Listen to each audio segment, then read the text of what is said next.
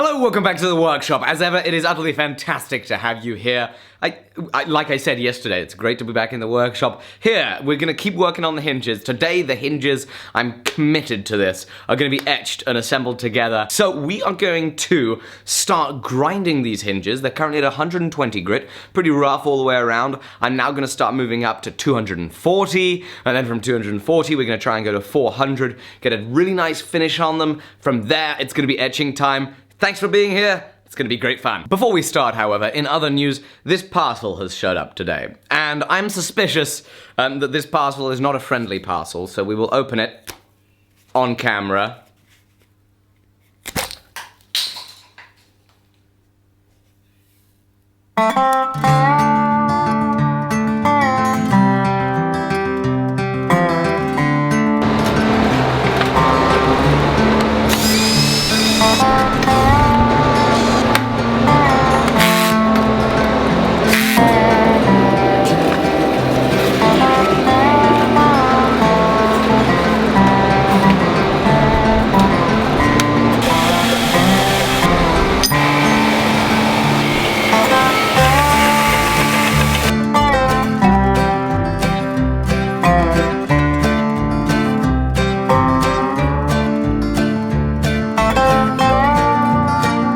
The hinges now have a minimum of 240 grit finish on them. I've also gone on the small wheel attachment with the 400 grit equivalent Trizact, and that worked well. So some of the issues that I have while doing this are making sure that the transition between the radius of the barrel and the flat or the slight arc of the hinge is as clean as possible. And that really isn't easy. It's not easy because I'm going from having grinding lines sideways to the length of the piece when I'm using the flat platen, right there, and going from having grinding lines longitudinal to the piece when I'm using the small contact wheel. So what I'm resorting to doing is when I run this grinder, I run the belt hanging off, and I just have to ever so slightly feather my way into the edge so that we get that radius as clean as possible. Eventually, once I keep stepping back and forth, doing a little bit with the small contact wheel, a little bit on the flat platen, I'm gonna be able to work this up, go up to, you know, maybe even a little further than the 400 grit, and get a very nice seamless transition.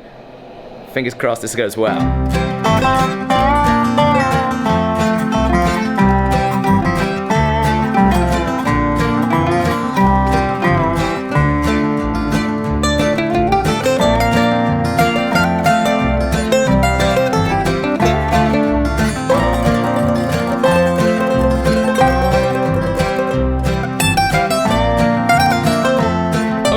Dokily, these are looking great, but I still have a discrepancy in the grind lines on the barrels of the hinge to the actual body of the hinge. You've seen me use one of these wheels before. This is like a Scotch-Brite padded wheel. It's really interesting. So it's layers of Scotch-Brite cloth all tightly packed together on the wheel, and that particular wheel is a very fine wheel. So I'm gonna use that to get a very consistent satin finish the whole way through before we go into the etch.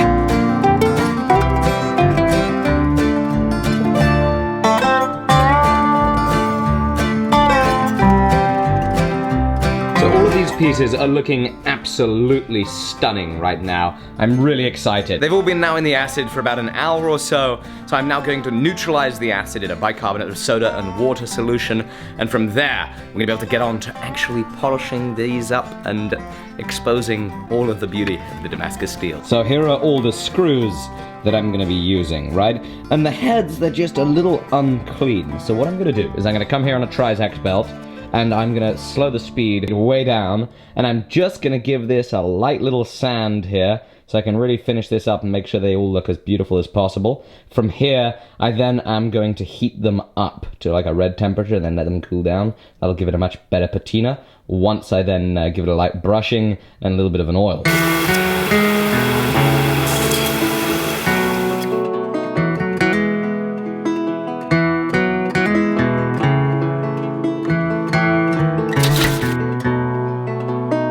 Okay, I am so excited. I want to make sure that I have the right width here, and I'm going to take this phosphor bronze rod, cut 2 pieces, and we're gonna make a little rivet for each one.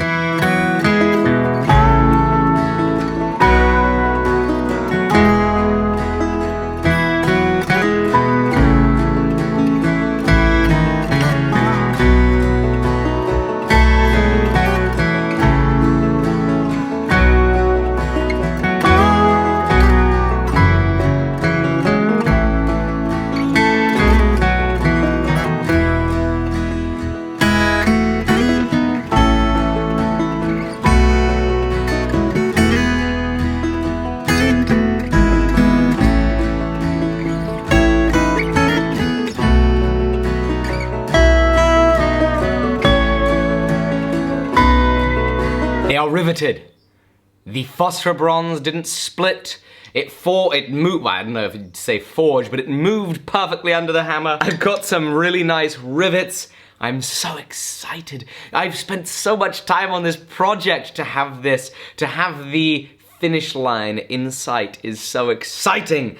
Right now, I'm gonna do the final polish on the Damascus steel. As I said earlier, it's got a dirty polish right now. So I'm gonna take that 2000 grit wet and dry, and I'm gonna spend a long time buffing it up, making this thing look perfect.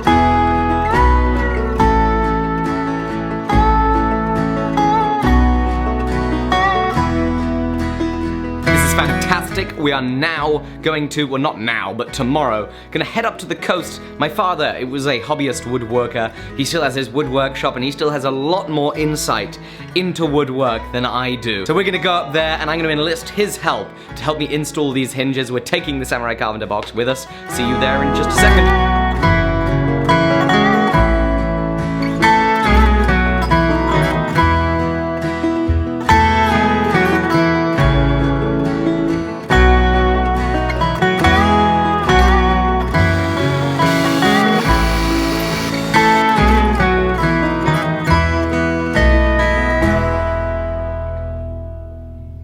Yes! 100% perfect.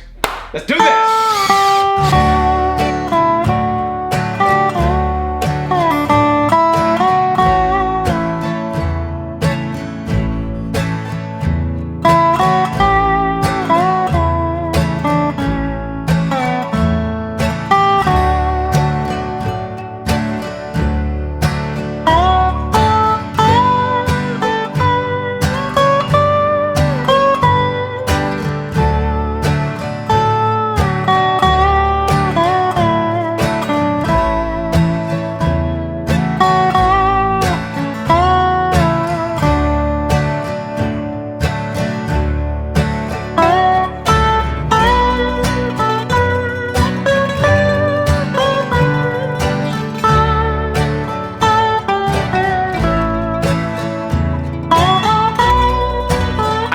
Believe it.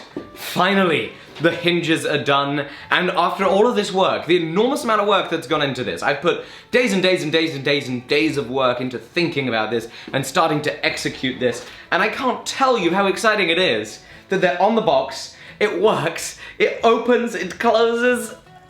This is so brilliant. It is, oh my goodness, there is no better feeling than completing something, being really proud of your work, and I feel so great.